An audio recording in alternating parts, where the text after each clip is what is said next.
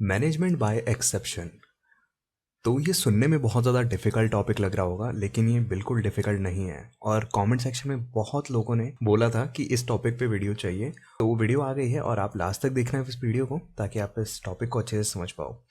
तो नमस्कार दोस्तों, मेरा नाम है सोनू सिंह और आप देख रहे हैं सोनू सिंह पीपीटी वाले। आज की इस वीडियो में हम डिस्कस करने वाले हैं मैनेजमेंट बाय एक्सेप्शन। और मैनेजमेंट बाय एक्सेप्शन में हम डिस्कस करेंगे क्या इसका कॉन्सेप्ट होता है, क्या इसके एडवांटेजेस होते हैं, डिसएडवांटेजेस होते हैं, और क्या इसका प्रोसेस होता है। ठीक है, तो स्टार्ट करते हैं इसके कॉन्सेप्ट के साथ। तो कुछ ज्ञान की बातें कर लेते हैं, जैसे कि हम अपनी वीडियोस में करते हैं। कि यहाँ पे कुछ लिखा हुआ है, trying to control everything may end up in controlling nothing. मतलब कहा जाता है कि अगर आप बहुत ज़्यादा कंट्रोल करने की किसी चीज़ को कोशिश करोगे ना, तो आप लास्ट में ऐसा हो जाएगा कि आपके कंट्रोल में कुछ होगा ही नहीं। ठीक है, मतलब बहुत जगह पे देखा जाता है, रिलेशनशिप्स में भी देखा जाता है। और जैसे कि बेसिक एग्जांपल लो कि आपके पेरेंट्स होते हैं। ठीक है, पेरेंट्स भी अपने बच्चों को कब तक कंट्रोल करते हैं? नहीं करते हमेशा कंट्रोल। वो उनको पता है कि अगर मैंने इसको कंट्रोल में ही रखा तो ये कंट्रोल से बाहर चला जाएगा या चली जाएगी। ठीक है, तो ऐसा ही ऑर्गेनाइजेशन में भी होता है कि सब कुछ कंट्रोल नहीं किया जाता किसी के भी द्वारा। ठीक है, तो ये बस ज्ञान की बात थी, आगे अभी मेन कॉन्सेप्ट होगा इसका। So, management by exception, shortly called as MBE, is a management style that empowers the managers to concentrate on exceptionally important or critical matters and taking important decisions while facilitating the frontline workers to complete their day-to-day activities. ठीक है, तो अभी इसको समझते हैं कि क्या बोला गया है। कि मैनेजमेंट बाय एक्सेप्शन को सबसे पहले MBE बोला जाता है, जो कि एक मैनेजमेंट स्टाइल होता है जिसके अंतर्गत या जिसके तहत जो मैनेजर्स होते हैं ना किसी भी ऑर्गेनाइजेशन में, टॉप लेवल मैनेजर्स होते हैं, वो सारी चीज़ें कंट्रोल नहीं करते या सारी चीज़ें नहीं देखते। जो बहुत ज़्यादा इंपॉर्टेंट एक क्रिटिकल मैटर है ना, जिसमें कि मैनेजर का उसमें इंटरफेरेंस चाहिए ही चाहिए कुछ भी करके, वही चीज़ें देखते हैं। ठीक है, हर एक चीज़ में वो अपनी टांग नहीं अड़ाते हैं। तो इसलिए इसको मैनेजमेंट बाय एक्सेप्शन कहा जाता है, क्योंकि जो एक्सेप्शनली इंपॉर्टेंट चीज़ें होती हैं, जो एक्सेप्शंस होती हैं, बस उन्हीं को चेक करते हैं, ये उन्हीं पे एक्शन लेते हैं टॉप लेवल मैनेजमेंट। ठीक है, और जिससे कि क्या होता है, जो हमारे फ्रंटलाइन वर्कर्स हैं वो अपने डे टू डे एक्टिविटीज़ अच्छे से कर पाते हैं। और उसमें कोई दिक्कत आती है जिसमें मैनेजमेंट का इंटरफेरेंस चाहिए, तो मैनेजमेंट का इंटरफेरेंस मिलता है। ऑलराइट, तो हर एक चीज़ में मैनेजमेंट इंटरफेयर नहीं करता है, कहने का मतलब ये है। Managers can not control every organisational activity. बिल्कुल सही बात है, अभी तक हम यही डिस्कस करते हुए आ रहे हैं। This is neither desirable nor possible with in the frame of time, money and resource constraint. ठीक है, अब ये ऐसा नहीं है कि मैनेजर सब कुछ कंट्रोल नहीं कर सकते, बस ये बोल दिया गया है। ये पॉसिबल भी नहीं होता है, क्योंकि हमारे पास लिमिटेड टाइम होता है। ऐसा नहीं है कि हमारे पास बहुत ज़्यादा टाइम है, हमारे पास लिमिटेड मनी होता है किसी भी ऑर्गेनाइजेशन में या कंपनी में। और किसी भी कंपनी के पास जो रिसोर्सेज होते हैं वो भी लिमिटेड होते हैं। ठीक है, रिसोर्सेज का मतलब जो भी चीज़ें होती हैं वो भी लिमिटेड होती हैं। ऑलराइट, तो इसका मतलब ये है कि मैनेजर सब चीज़ें कंट्रोल नहीं करते, वो पॉसिबल भी नहीं होता है कंट्रोल करना। If actual performance conforms to plan performance, the matter need not to be brought to the notice of top managers. अब बोला ये गया है कि अगर आपने कुछ तय किया था कि इस तरीके से ये काम होना चाहिए, और अगर वो काम उसी तरीके से हुआ है, तो क्या ज़रूरत है टॉप लेवल मैनेजर्स को उसके अंदर लाने की? ठीक है, या उसको टॉप लेवल मैनेजर्स तक पहुंचाने की, या टॉप लेवल मैनेजमेंट का इंटरफेरेंस लेने की उसके अंदर। ये तो कॉन्सेप्ट था मैनेजमेंट बाय एक्सेप्शन का। आई होप आपको समझ में आया होगा। और अभी डिस्कस कर लेते हैं क्या होता है प्रोसेस मैनेजमेंट बाय एक्सेप्शन या MBE का। सबसे पहला स्टेप होता है इसमें सेटिंग द ऑब्जेक्टिव्स, कि हमारी ऑर्गेनाइजेशन में काम कैसे होने चाहिए, नॉर्म्स क्या होने चाहिए, क्या रूल्स होने चाहिए। ठीक है, क्या हमारे टारगेट्स होने चाहिए, वो सारी चीज़ें सेलेक्ट करना या सेट करना। ठीक है, सेकंड है assessing performance, to understand whether performance is on track. तो अब ऑब्जेक्टिव आपने सेट कर दिया, उसके बाद आप परफॉर्मेंस इवेल्युएट करोगे हर एक एम्प्लॉय की या हर एक वर्कर की, कि वो जो ऑब्जेक्टिव है उसके हिसाब से परफॉर्मेंस वो कर रहे हैं कि नहीं कर रहे हैं, उनकी परफॉर्मेंस उस हिसाब से है कि नहीं है, उस नॉर्म के हिसाब से है कि नहीं है। थर्ड होता है एनालाइजिंग वर्क। अब आपने परफॉर्मेंस असेस कर ली, उसके बाद आप देखोगे कि कहीं पे डेविएशन तो नहीं है, कहीं पे ऐसे कुछ कमी तो नहीं रह गई है कि उनके परफॉर्मेंस में या जो उनका जो रिजल्ट आ रहा है उसके अंदर। ठीक है, यहाँ पे जैसे कि लिखा हुआ है to understand where performance deviates from objective. ठीक है, अगर कोई डेविएशन है तो वहाँ पे एनालाइज करके हम देखेंगे कि डेविएशन एक्चुअल में है क्या। अगर वो छोटा डेविएशन है तो ठीक है, हम रिजॉल्व कर देंगे उसको वहीं के वहीं पे। अगर उस वो बहुत बड़ा पंगा हो गया है कुछ, या बहुत बड़ी चीज़ हो गई है कुछ जिसमें टॉप लेवल मैनेजर्स की ज़रूरत पड़ेगी, तो हम फोर्थ पॉइंट पे जाएंगे। उसके बाद हम इन्वेस्टिगेटिंग करेंगे।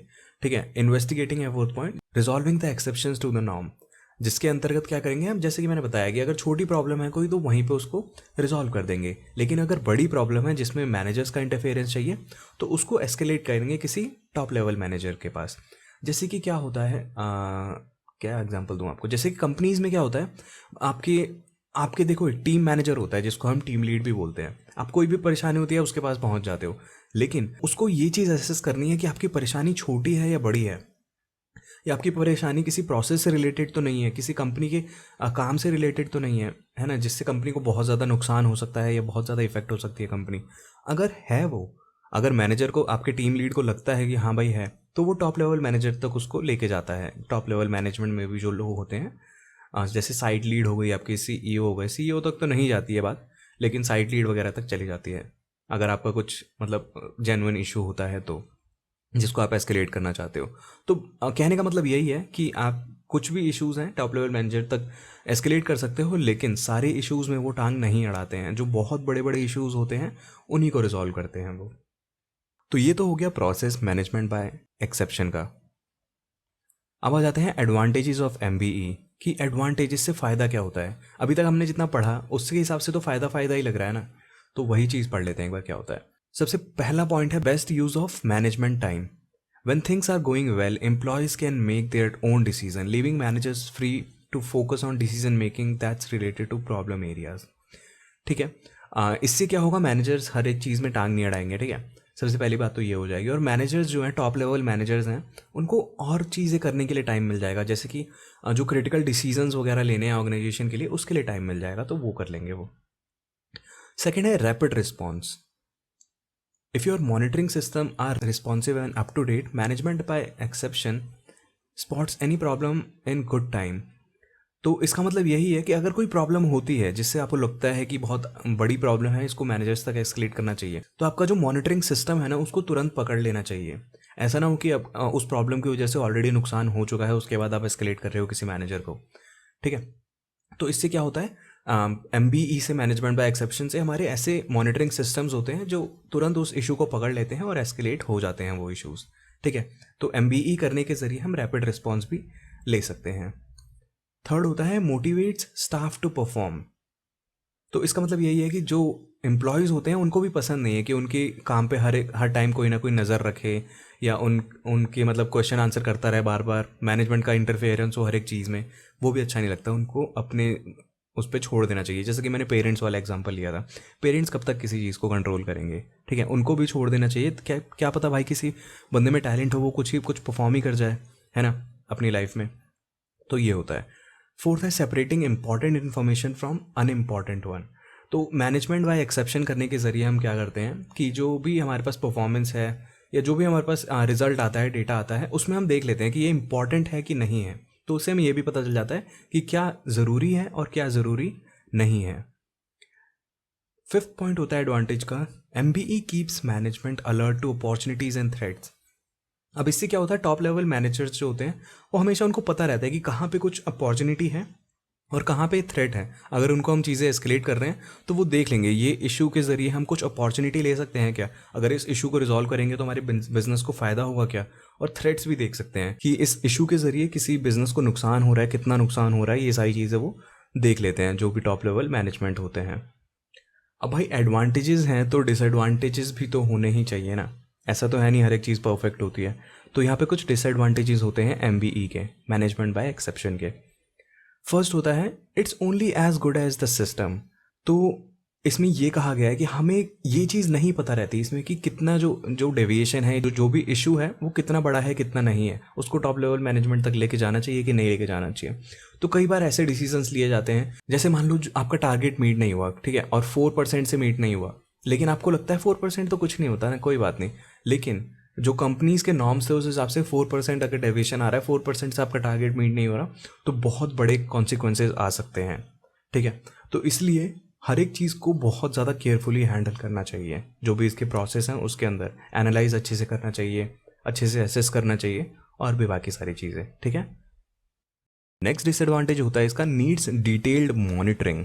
अब मैनेजमेंट बाय एक्सेप्शन में हर एक चीज़ को अच्छे से मॉनिटर करना पड़ता है। Without automated monitoring systems there is going to be a lot of manual data collection and reporting that cost time and time cost money.